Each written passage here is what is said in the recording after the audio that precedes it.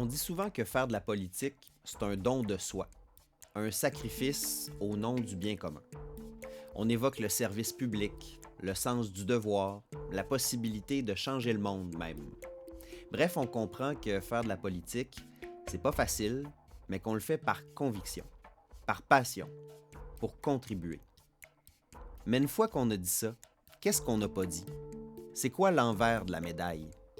Au cours des dernières années, il y a eu beaucoup de signaux de fumée.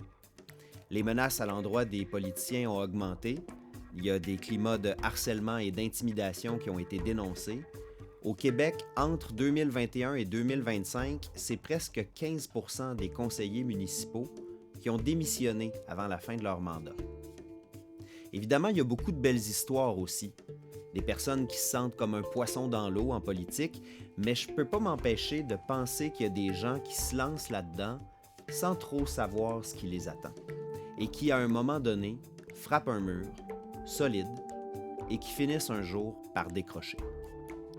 Encore aujourd'hui, il y a des études qui le démontrent, les femmes sont confrontées à plus d'obstacles que les hommes en politique, dans un monde qui les a tenues à l'écart beaucoup trop longtemps. Alors, c'est quoi le prix à payer sur le plan humain de faire de la politique? Cette question-là, elle m'habite depuis longtemps. Parce que, comme journaliste, j'en ai côtoyé beaucoup des politiciennes. Assez pour savoir que ce qu'elles vivent, c'est pas toujours évident. Mais parce qu'elles sont dans l'œil du public, parce que les enjeux dépassent leur propre personne, elles se confient rarement sur les coulisses de la politique, sur ce qui les affecte et sur ce qui pourrait changer pour le mieux. 2025, c'est une année d'élections fédérales au Canada, mais aussi d'élections municipales au Québec. Puis en 2026, ce sera les élections générales québécoises. Il y a des femmes qui sont complètement étrangères au monde politique qui vont être repérées par les partis parce qu'elles ont du talent.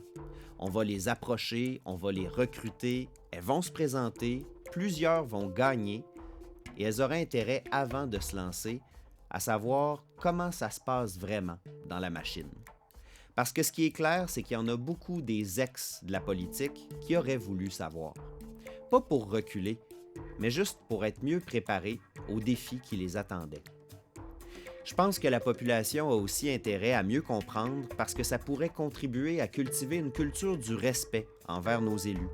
Évidemment, on peut toujours critiquer, mais c'est toujours plus constructif quand on est bien informé. Je m'appelle Alexandre Duval et je vous invite à plonger avec moi dans l'univers du décrochage politique avec des femmes qui ont toutes quitté la scène politique, mais pour des raisons différentes. L'histoire de chaque politicienne est unique et on gagne tous à se la faire raconter.